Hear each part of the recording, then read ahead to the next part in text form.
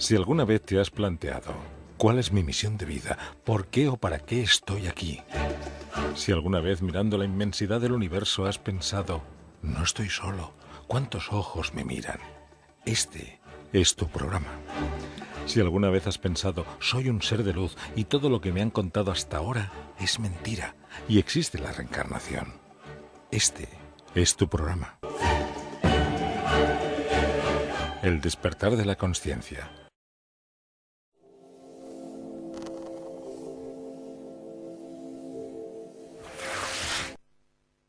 El despertar de la consciencia.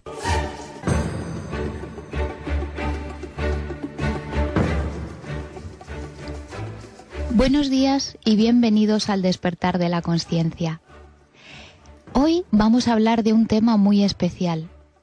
¿Cuántos de vosotros creéis en la magia? Nuestro invitado de hoy sabe mucho acerca de ese tema.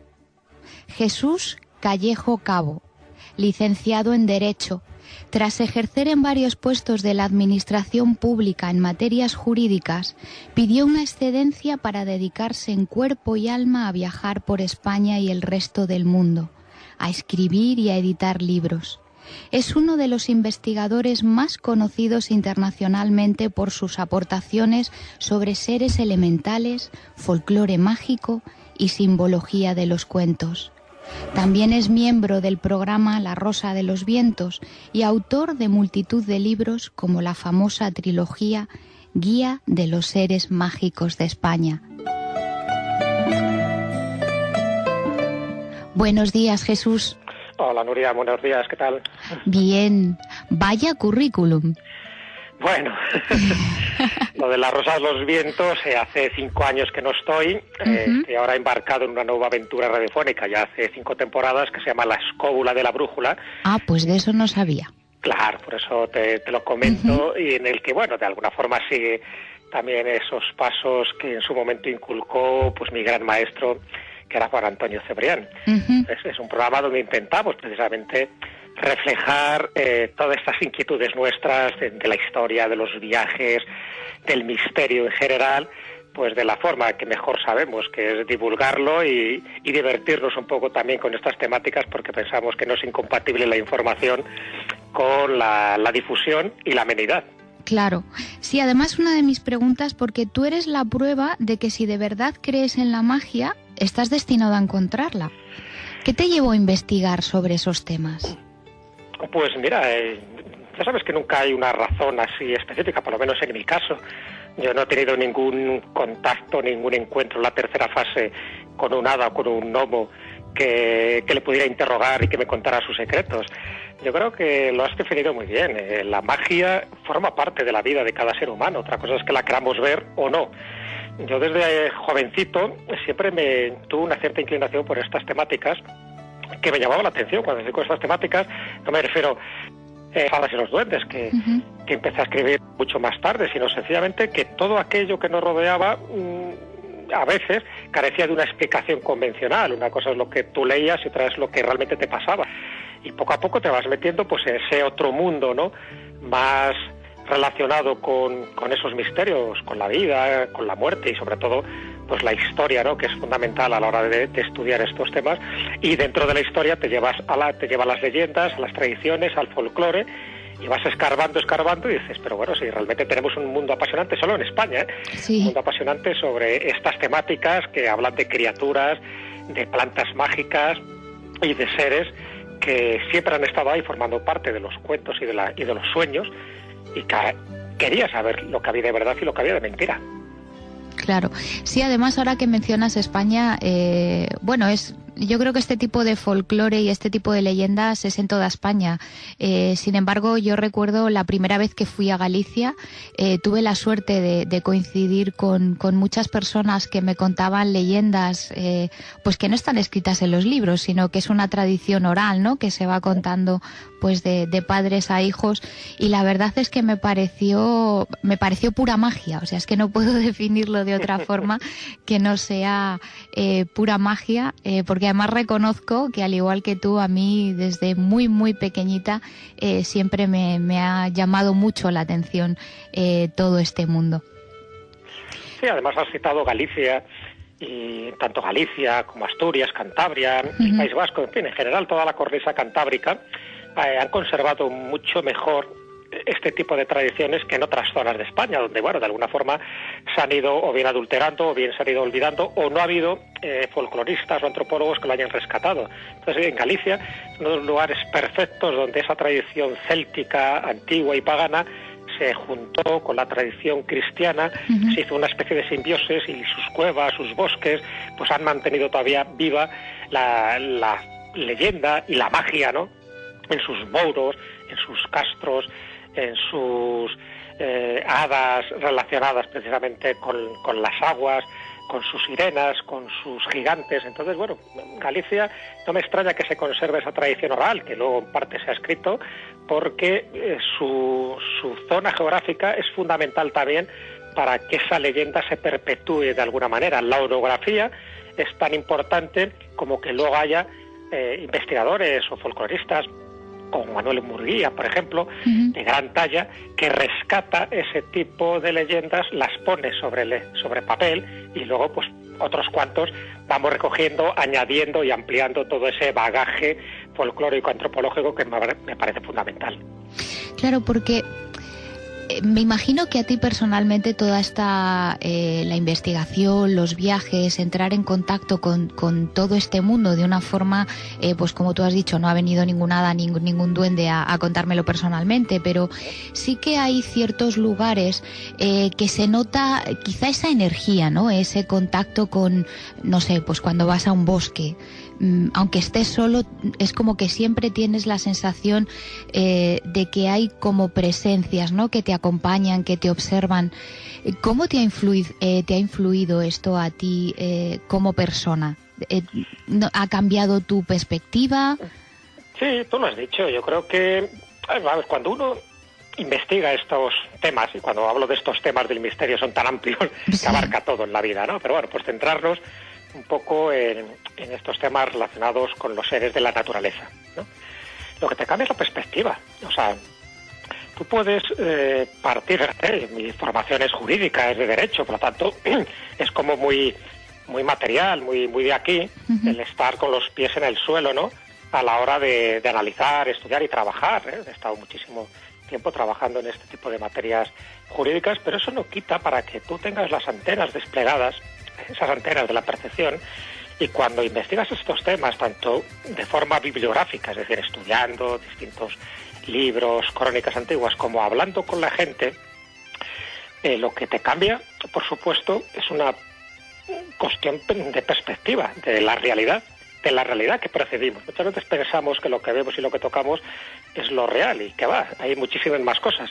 El problema de todo esto, por lo menos desde mi punto de vista, es cuando te encuentras gente que es incapaz de admitir que hay un mundo invisible, que hay un mundo espiritual, que hay un mundo paralelo donde está repleto de este tipo de criaturas que forman parte del folclore, pero que de vez en cuando hay encuentros o encontronazos con seres humanos que generan las leyendas.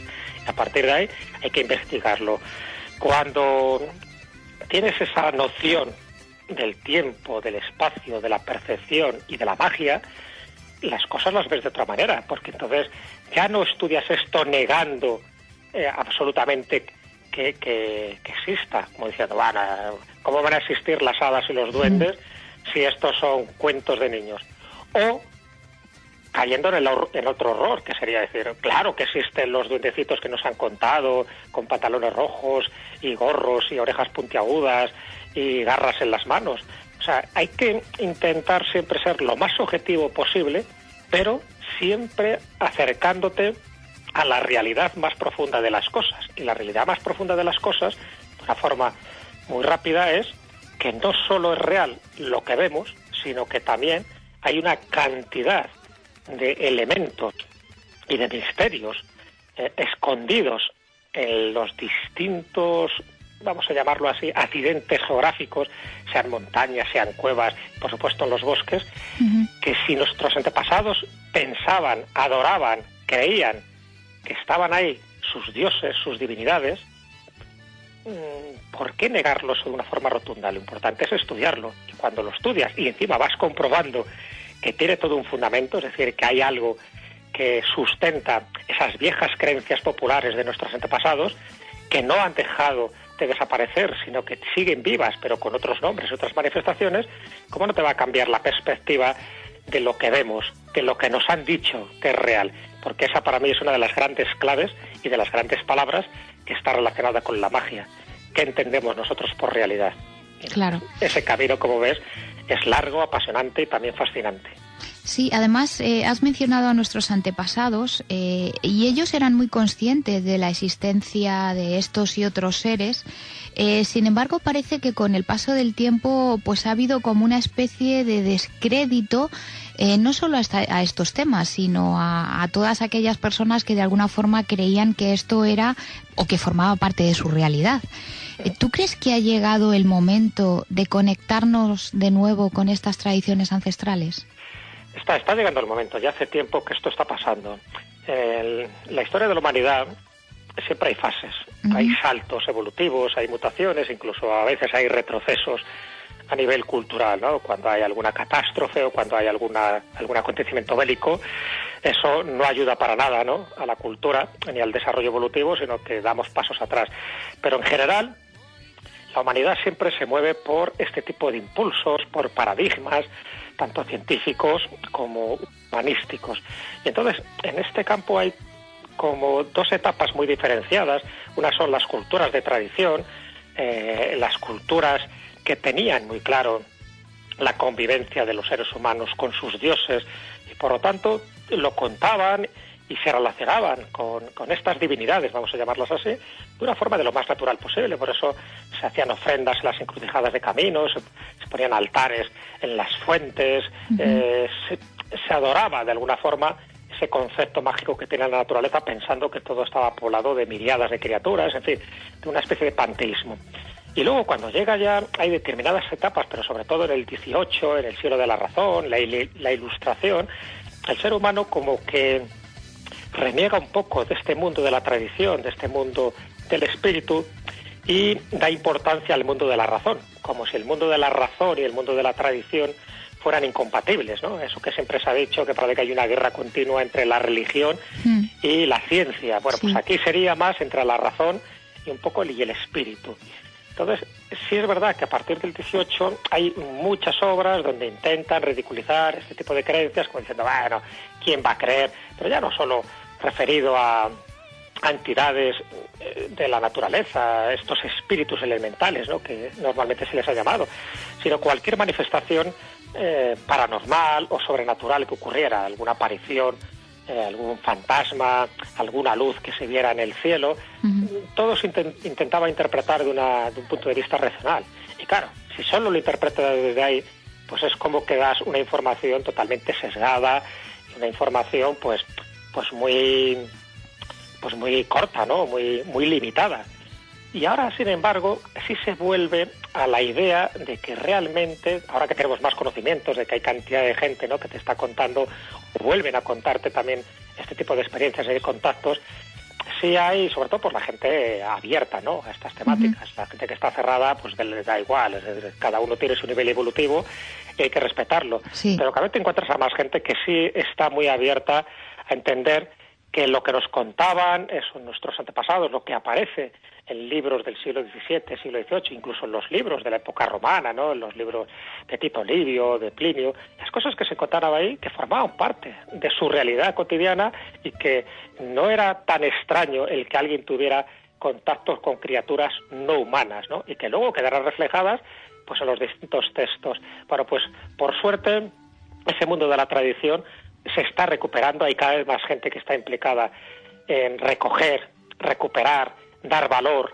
al mundo de lo mágico, y cada vez hay más libros, ¿no?, que van un poco en esta línea, y algunos libros muy personales, algunos libros, en los míos son de investigación pura y dura, ¿no?, a nivel antropológica, pero hay gente que te está contando en primera persona cómo ha tenido contacto con estas criaturas, sus conversaciones, los describe de una forma increíble.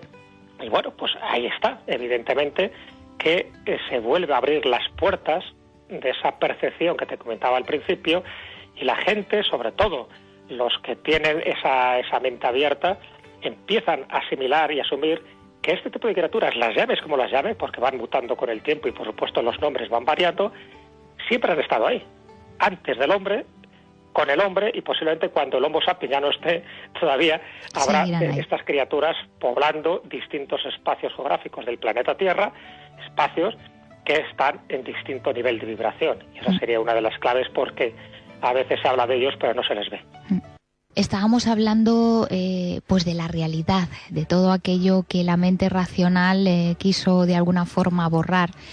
Y yo quería preguntarte, desde tu punto de vista, ¿cómo crees que ha influido en nuestra concepción del mundo y en nuestras creencias todo lo que es el folclore, el misterio?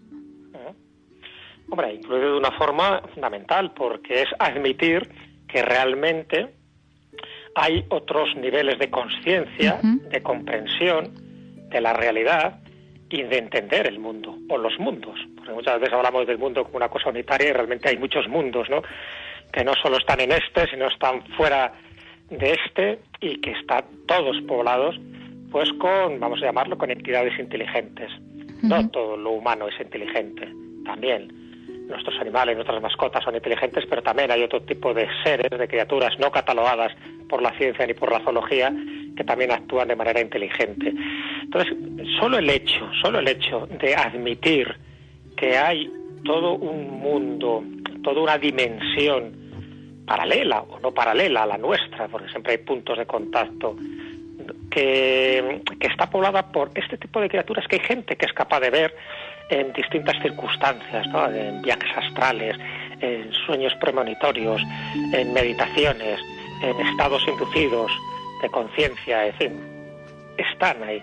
Entonces, solo el hecho de admitir, ya no te digo la gente que lo compruebe, que lo vea, porque en fin, luego eso puede ocurrir o no puede ocurrir, pero desde luego las leyendas están llenas de este tipo de encuentros, a veces esporádicos, otras veces consentidos, otras veces espontáneos, y otras veces pues se mantienen a lo largo del tiempo de un mundo donde el tiempo además transcurre a una velocidad distinta a la nuestra también, que es una de las constantes que hay. Entonces eso te cambia totalmente tu visión del mundo en el momento, ¿sabes? Esa pregunta clásica, ¿no?, de, pero bueno, ¿estamos solos en el universo? Yo no sé si hay gente en Saturno, en Júpiter o en Ganímedes, pero te puedo asegurar que en este planeta hay mucha más entidad inteligente de la que nosotros podemos percibir con nuestros sentidos, de la que podemos fotografiar. Sí. No te estoy hablando solo de animales criptozoológicos, te estoy hablando de este tipo de seres, de entidades, de daimones, de criaturas, en fin, los distintos nombres que pueblan los 4 elementos de la naturaleza.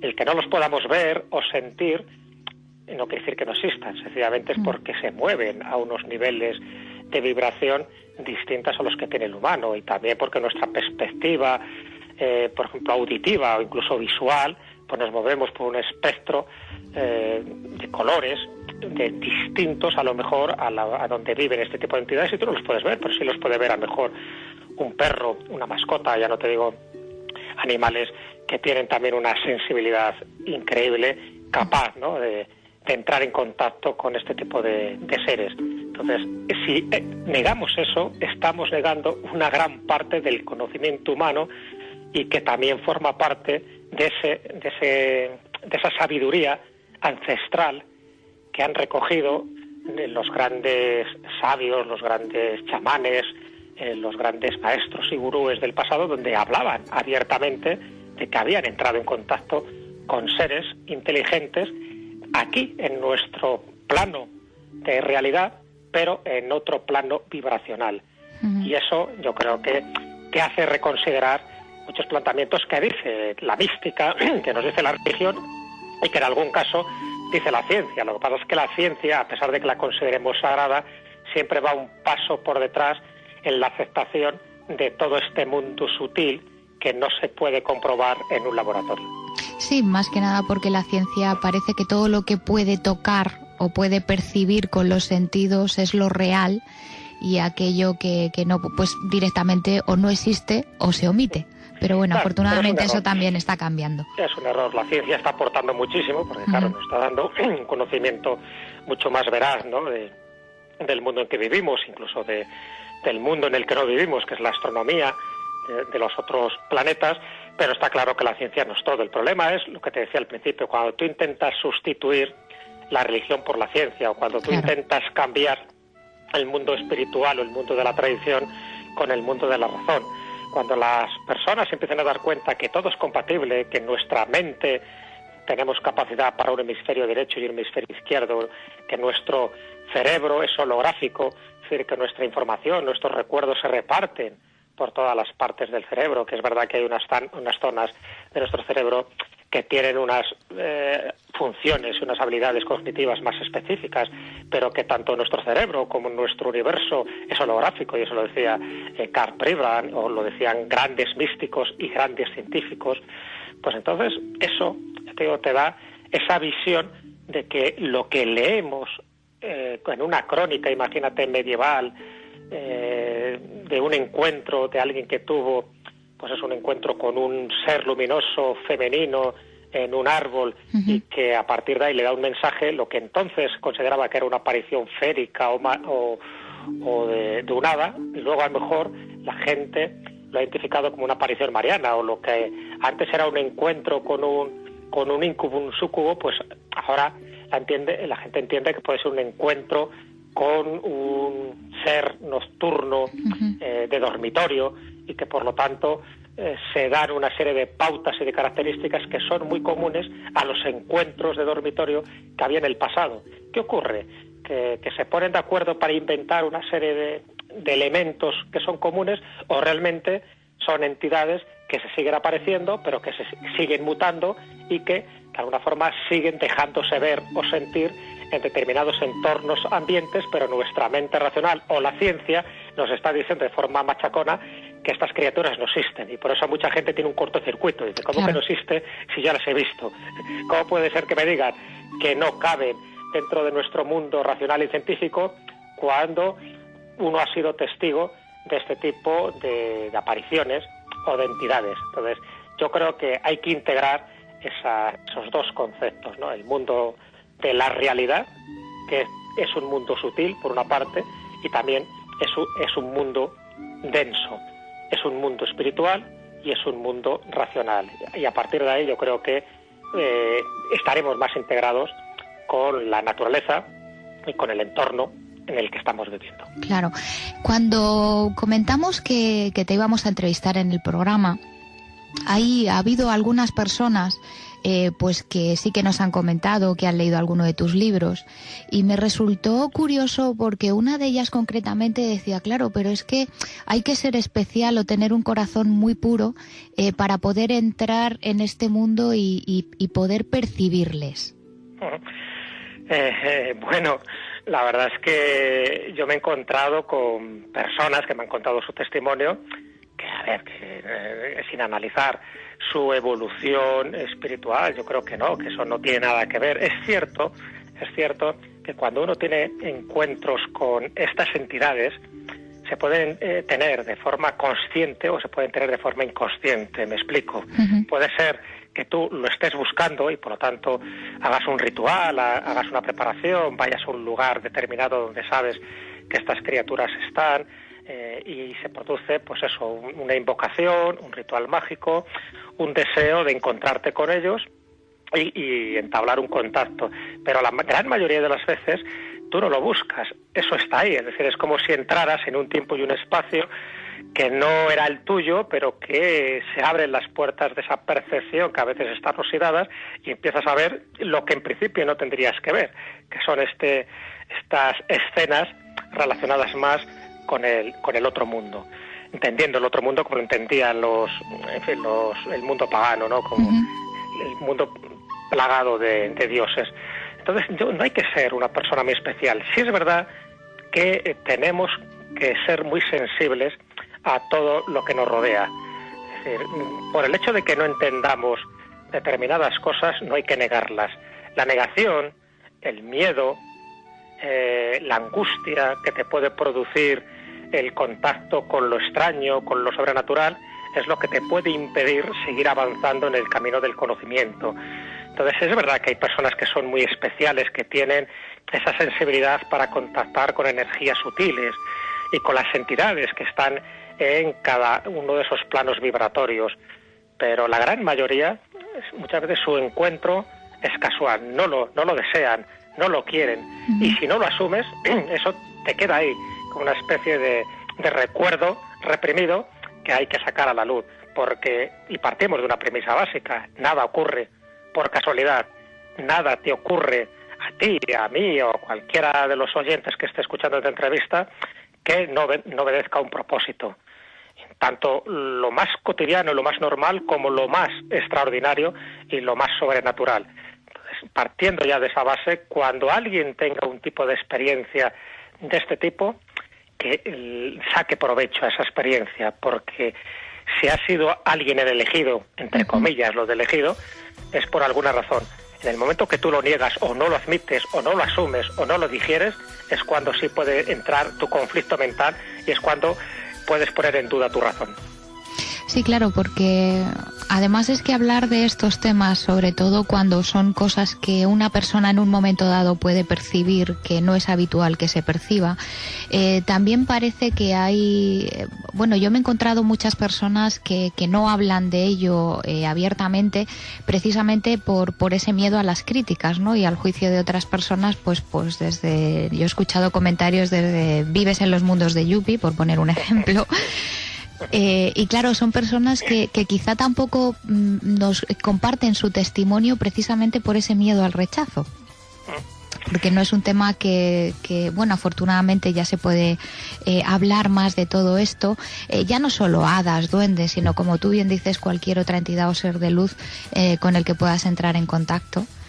Pero sí que es cierto que quizá hay muchas personas que todavía lo experimentan y lo viven, como dices tú, desde esa incertidumbre. Ya no te hablo desde un miedo, sino de esa incertidumbre, ¿no? De esto habrá sido real, me lo estaré inventando, habrá algo mal en mí. Sí, pero es normal esa duda, ¿no? Que surge en el testigo, que surge en la persona que ha tenido este encuentro. Es normal por eso, porque por una parte estamos llenos de prejuicios. Intentamos siempre analizar el por qué ocurren estas cosas. Luego es difícil encontrar a una persona con la que tú te puedas abrir, a un profesional que te pueda dar algún tipo de explicación.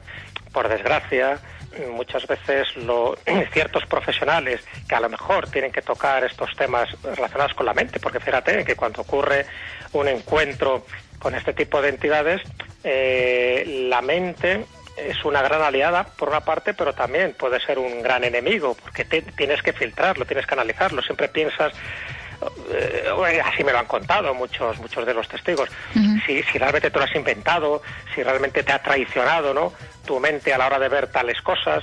Entonces, claro, mucha gente va a un especialista, imagínate que va a un psicólogo, y si el psicólogo no está enterado de estas temáticas y no sabe que este tipo de cosas puedan ocurrir, pues a lo mejor en su afán de ayudarle puede ser que le esté perjudicando, porque le está cortando una vía de comunicación que piensa que no es la adecuada y que por lo tanto, pues eso, él lo interpretará desde un punto de vista psicológico, mental. Esto pasa, por ejemplo, con los amigos invisibles de los niños pequeños. Sabes que los niños hasta los 7 años, sí, muchos de ellos pues son capaces de tener este tipo de amigos invisibles que no ven sus hermanos o que no ven sus padres, y que a veces sus padres se preocupan porque este amigo invisible tiene un nombre, le entregan regalos. En fin, hay una comunicación muy directa, muy viva con un ser invisible. Con el niño juega, se ríe, dialoga, y los padres a veces, en su mejor intención, le llevan a un psicólogo. Este psicólogo mejor no sabe que este tipo de cosas existen desde siempre, es decir, estos amigos invisibles, y que el niño los ve de una forma real y fehaciente, y a lo mejor pues el niño, si le está diciendo el psicólogo, no, esto no es así, fíjate, lo estás inventando, no hay ningún amigo invisible, no ves que no se ven. Entonces, que a lo mejor el niño ya le estás cortando pues una opción que podía haber desarrollado mucho más adelante, pero que estás cercenando sencillamente por ignorancia a veces, porque claro, la ignorancia, aunque esté bien intencionada, pero la ignorancia te impide seguir avanzando en el momento que estás negando cosas que están ahí, y por el hecho que tú no veas a esos amigos invisibles no quiere decir que ese niño o que esa persona los esté viendo, ¿no?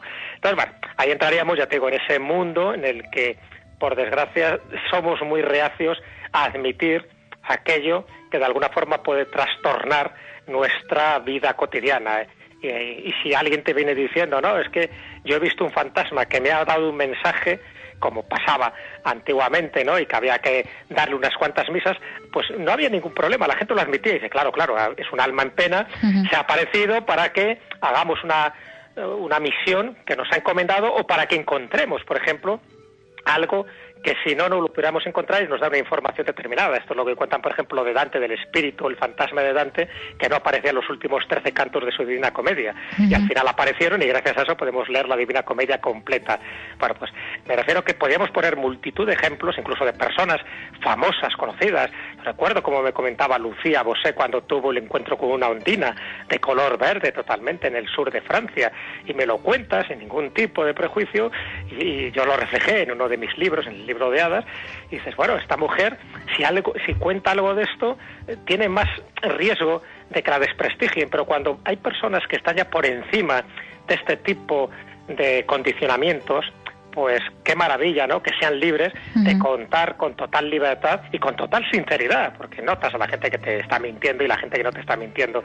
Bueno, pues yo creo que eso hay que cambiar un poco nuestra percepción de las cosas y sobre todo que hay cada vez más personas que están dispuestas a contar estas experiencias, siempre y cuando encuentren a personas que están dispuestos a escucharlas. Y ahora querría entrar, Jesús, si a ti no te importa, en el mundo de los cuentos. Porque tú dices que los cuentos no solo son un entretenimiento, sino que tienen una serie de claves simbólicas. Cuando hablas de claves simbólicas, ¿a qué te refieres? Bueno, pues mira, cuando se intenta transmitir verdades trascendentales, hay como dos maneras, o bien soltando un rollo macabeo, ¿no?, sobre lo que es lo trascendente, las verdades, este mundo y el otro, y con palabras técnicas y todo lo que tú quieras, o bien con esas pequeñas perlas, ¿no?, de conocimiento que a veces están contenidas en leyendas o en cuentos. Y dentro de los cuentos, sobre todo de la tradición oral, esos que luego se pusieron por escrito con distintos recopiladores, ¿no? Posiblemente pues los dos más famosos eran Jasper Roll y los hermanos Grimm, pero bueno, hubo muchísima gente como Basile o como Andersen, a pesar de que luego él pues les daba su toque literario. Pero cuando tú quieres transmitir una verdad que siempre ha estado ahí y que no sea adulterada, es decir, que su esencia permanezca, hay unos cuantos medios, ¿no? Los grandes maestros iniciáticos del pasado, dicen algunas leyendas, para que no se pervirtiera, ¿no?, este mensaje primigenio, pues lo encapsularon en distintos lugares. Uno era, por ejemplo, en la arquitectura, otro era en la música, otro eran los juegos y otro eran los cuentos. Entonces, muchos de esos cuentos que nos han llegado a nosotros son cuentos iniciáticos. Y yo entiendo como cuentos iniciáticos aquellos que te están contando con un lenguaje sencillo y a veces infantil lo que es el devenir del ser humano, incluso de la propia humanidad.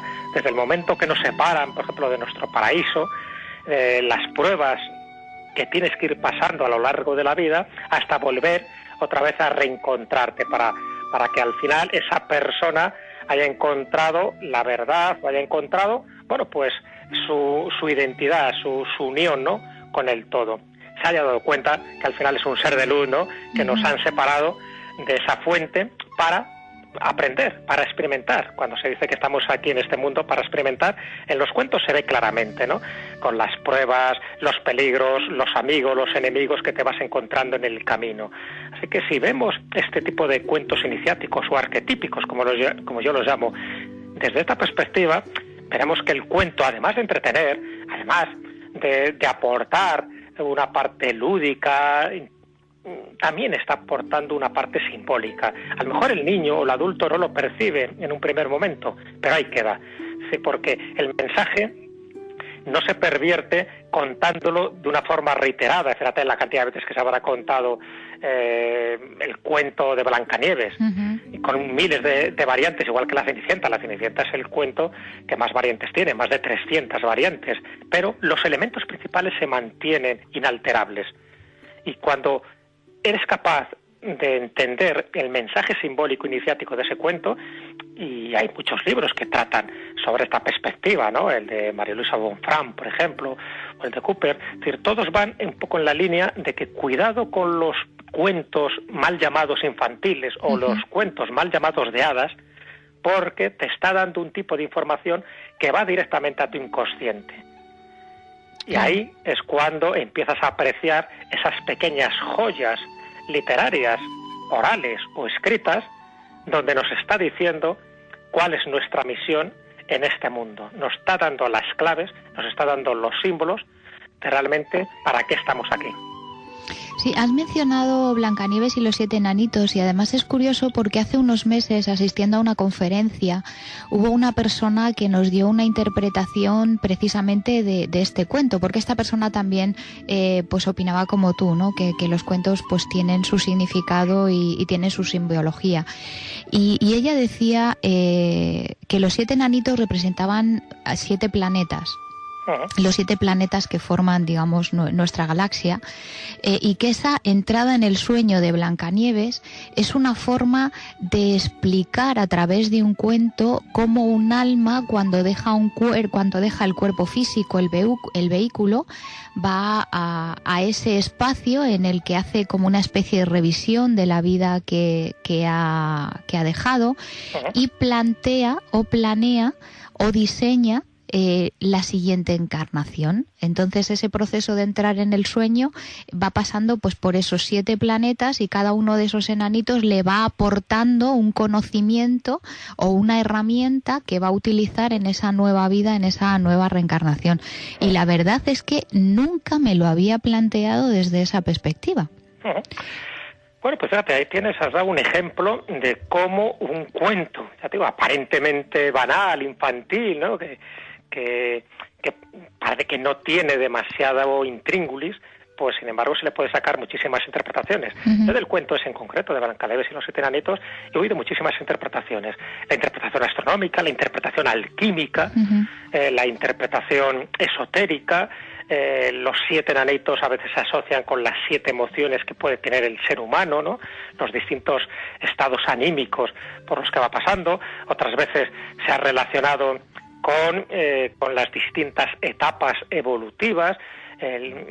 Blancanieves, fíjate, además los enanos, que tienen mucho que ver también con ese mundo de los elementales que decíamos antes, relacionados con las cuevas, relacionado con lo profundo, relacionado con los tesoros, relacionado con lo subterráneo, y por lo tanto con lo más profundo de nuestro ser, que tenemos que aflorar para que cada uno de ellos pues también te vaya dando un tipo de información. Entonces, lo bueno que tiene este tipo de cuentos es que cada interpretación que tú hagas es válida. Pero aunque sea opuesta y contradictoria con otras interpretaciones, de hecho yo también he encontrado una interpretación histórica diciendo que realmente Blancanieves existió, que era una princesa bávara que se enamoró el príncipe Felipe II antes de ser rey, y que los enanos realmente eran esclavos que tenían en las minas de plata. En fin, que cada uno te da una interpretación, pero qué bonito que eso ocurra. Porque si eso ocurre, quiere decir que el cuento realmente te ha transmitido un tipo de verdad más profunda, a veces no consciente, pero sí que te está removiendo algo, ¿no? Y aunque no tengas ningún otro nivel de comprensión, es decir, aunque sea el más sencillo, el más llano, cuando te cuentan este cuento o tú lo lees, el hecho de que se transmita de generación en generación y que además nos haya adulterado lo esencial. Luego meten más personajes o cambian, o la burrada que hicieron, por ejemplo, hace unos cuantos años, cuando alguien le dio por escribir los cuentos políticamente correctos, eliminando todo tipo de referencias sexistas, racistas, de género, claro, pero al final, incluso haciendo eso, que es una tontería, porque los cuentos son como son, es decir, si hay crueldad, hay mucha gente que desconoce, ¿no?, que en muchos de esos cuentos la crueldad está ahí, porque la crueldad también está en la vida, o si hay elementos perniciosos o perversos, pues están ahí, pero incluso suprimiendo todo eso, el cuento te sigue transmitiendo una serie de valores a distintos niveles en función de tu grado evolutivo en el momento que lo estás leyendo. Entonces, para mí eso es lo interesante, ¿no? Los cuentos arquetípicos, que los llamo así, porque en el fondo siempre te están dando un tipo de información simbólica que, con independencia de la época en que tú lo leas, te está transmitiendo un tipo de mensaje y te está ayudando en tu crecimiento personal. Eso es lo que le decían a Albert Einstein cuando le preguntaban, bueno, ¿qué tengo que hacer para ser tan listo como usted? Y el hombre decía, no te decía léase usted los grandes tratados de ciencia y de física, sino lea usted cuentos de hadas, porque eso aviva la imaginación, porque eso te abre esas puertas de la percepción que comentábamos, y eso hace que te preocupes por otro tipo de temas que a lo mejor de otra manera los tendrías totalmente cerrados. Los cuentos de hadas son auténticos vehículos y herramientas de conocimiento. Sí, de hecho hay un oráculo que, si no recuerdo mal, es el oráculo del niño interior, que precisamente está basado en los cuentos. Las cartas hacen referencia a uno de los muchos cuentos de hadas que hay, y la verdad es que cuando lo miras desde la perspectiva adulta dicen verdades como puños, ¿eh? Totalmente, por eso yo recomiendo, no sé, hay libros, por ejemplo el de Bruno Bettelheim, que era un psicoanalista austriaco, que se llama eso, el psicoanálisis de los cuentos de hadas, bueno, que es muy sesudo, muy gordo, muy técnico, pero que, fíjate, todo un psiquiatra se interesó por estas temáticas, dándose cuenta, en función de la cantidad de pacientes que él tenía, ¿no?, en su vida profesional, pues que los cuentos jugaban un papel fundamental. Entonces él lo interpretó desde ese punto de vista psicoanalítico, diciendo, bueno, que son más importantes de lo que podemos pensar, y que este tipo de referencias están ahí, ¿no? Por no contarte cantidad de casos y experiencias que tuvo Carl Gustav Jung, ¿no?, dentro de su psicoanalogía analítica, cómo daba importancia a la magia, cómo daba importancia a los fenómenos sobrenaturales, cómo daba importancia a los cuentos de hadas, porque bueno, la verdad que él tuvo una mente abierta, a diferencia un poco de su maestro y colega Freud, que se quedó más en otros derroteros, mucho más mundanos o mucho más sexuales. Sin embargo, Jung sí tuvo la capacidad de ver que este tipo de información no convencional, que no está en los grandes tratados de medicina, pero que estos cuentos te traían directamente a tu mundo subconsciente, y que a veces afloraban en los cuentos, sobre todo en la persona que interpretaba este cuento, afloraba sus inquietudes personales, y cuando a él le contaban historias increíbles, ahí veía realmente que estamos conectados con lo trascendente, que lo queramos o no lo queramos, siempre tenemos un punto de unión, un punto de conexión con el mundo mágico, con ese tipo de receptáculos increíbles para mí, que son los cuentos, ya digo, mal llamados de hadas, porque pueden aparecer hadas o no pueden aparecer hadas, pero que en el fondo es ese devenir, ese camino que tiene, o bien, como tú decías, esa interpretación de Blancanieves, el alma una vez que se desencarna y que vuelve a sus mundos sutiles, o bien el ser humano desde que nos arrojan de nuestro paraíso, de nuestra casa, y tienes que empezar a recorrer distintos elementos vivenciales, que en el fondo es un poco lo que dice también el árbol de la vida de la Cábala, ¿no? Como te tienes que manifestar para volver otra vez a la fuente, a la unidad, con todo el bagaje de experiencias que has tenido que acumular en tu vida o en tus vidas, porque eso sería otro de los campos a debatir, si realmente solo tenemos una vida en nuestro aprendizaje, o hay más campos vivenciales en los que experimentar, en los que darnos cuenta de que la vida se manifiesta por todas las partes. Claro. Y hablando de la fuente, también dices que formamos parte de un todo. Para todas aquellas personas las personas que nos están oyendo, nuestros oyentes, que no acaban de entender todavía qué significa formar parte de un todo, ¿qué significa para ti esta afirmación? Bueno, es una afirmación que no es mía, es una afirmación de los grandes místicos, ¿no? De las personas que realmente siempre han estado un cuarto de hora por delante de nosotros.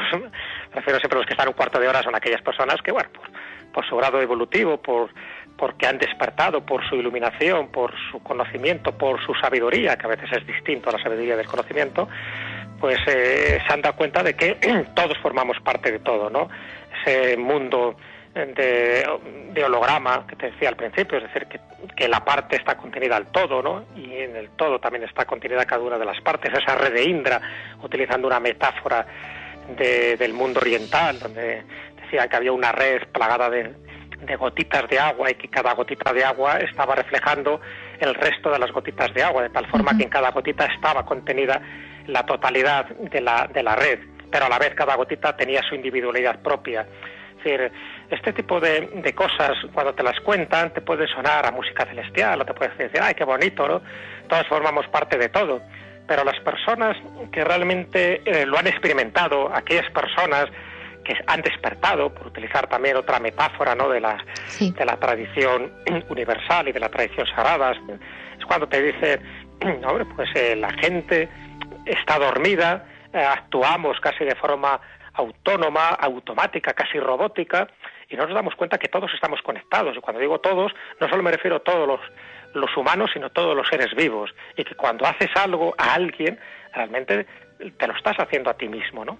Como decía, cuando doblan las campanas, no preguntes por quién doblan las campanas, por quién se ha muerto, sino que están doblando realmente por ti, ¿no? Lo que decía Hemingway y tantos escritores, un poco utilizando este tipo de frases, que en el fondo nos conectan un poco con la sensación de que hay toda una red, hay todo unos hilos rojos. Hay un cuento precioso que es el hilo rojo del destino, que nos conecta con unas o con otras personas, que es verdad que con unas más y otras menos, pero si somos capaces de abstraernos, de salir un poco de nuestro mundo cotidiano, es cuando empiezas a percibir que efectivamente cualquier cosa que hagamos en este planeta, a nuestros semejantes, a nuestra familia o incluso a nuestra mascota, nos lo estamos haciendo a nosotros mismos, porque todos formamos parte de esa gran familia. Eso lo dijo ya James Lovelock cuando hablaba de Gaia como planeta consciente, ¿no? Y que se autorregula y que los distintos seres vivos que forman parte de ese planeta, y estoy hablando solo del planeta Tierra, lo mismo podría ocurrir con otros planetas del sistema solar o de otras galaxias, evidentemente todos somos una red neuronal. Entonces nosotros, como individualidades conscientes, somos neuronas de esa gran red que nos está afectando su vibración, su ritmo de vida, igual que nuestras actitudes individuales nos está afectando a nuestro ritmo más personal, por decirlo así. Por eso cuando en estos veranos, los veranos siempre la gente quema un bosque de forma totalmente irresponsable, o bien por ignorancia, o bien por maldad, o bien porque es un incendiario, es un pirómano, o lo que sea, en el fondo está quitando, robándonos al resto de las personas una parte de información fundamental. Ya no digo también los daños ecológicos que se están generando, sino lo que está robando un poco a todos es que una parte de esa naturaleza que estaba ahí para cumplir una misión, tú te la estás cargando sencillamente porque no eres consciente de que ese árbol, ese bosque, también depende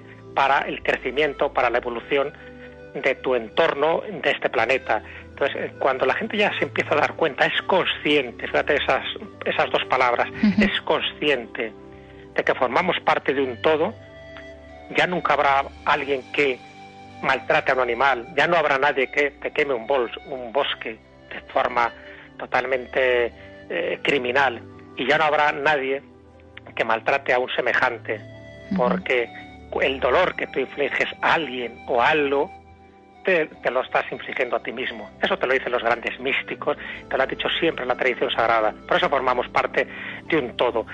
Y en la medida que nos demos cuenta, como hizo por ejemplo Ken Wilber, que hizo una teoría del todo, ¿no? Una teoría integral, diciendo que cada uno somos holones, es decir, como entidades individuales conscientes que formamos parte de una totalidad, y que si queremos enterarnos un poco qué hacemos aquí y a dónde vamos, hay que tener esta perspectiva global y vivencial de lo que somos, a lo que vamos, y que todos, cuando nos encontramos en el camino, todos cumplen una misión. Unos a lo mejor para saber lo que hay que hacer y otros para saber lo que no hay que hacer, pero todos con los que nos encontramos, esos 6 grados de separación que dice la teoría, al final todos estamos unidos por hilos invisibles y todos nos van a aportar algo, y no quiere decir que lo que nos aporten sea bueno o malo, porque el concepto dualista es muy relativo, sino es algo que nos sirve para nuestro desarrollo, para nuestro aprendizaje y para nuestra evolución personal. Entonces, yo invito a todo el mundo que se dé cuenta que cuando algo ocurre en su vida, un déjà vu o una casualidad, no es una casualidad, sino como decía, por ejemplo, Anatole France, un escritor francés del siglo XIX, las casualidades es el nombre que damos cuando Dios no quiere poner su firma. Cuidado con las casualidades. Sí. Pues Jesús, llegamos al final del programa. Hemos hablado de un tema muy interesante, pero yo sé que tratas también otros temas dentro del misterio. Así que desde aquí te invito, si tú quieres, a que vuelvas a estar con nosotros, profundizando aún más en todo ese conocimiento, en toda esa investigación que llevas a cabo, para que compartas pues todo tu conocimiento con todos los que nos están oyendo y con quien te está hablando.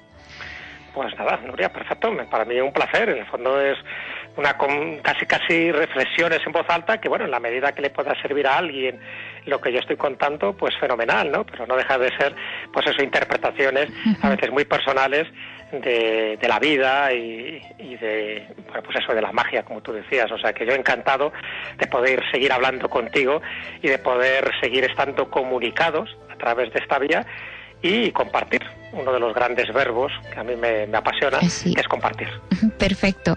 Pues muchísimas gracias, Jesús, por estar hoy con nosotros y espero volver a hablar contigo pronto. Seguro que sí. Ya verás cómo los hados y las hadas no son Sí. favorables. Muchas gracias. Un saludo. Gracias a ti. Un abrazo muy fuerte.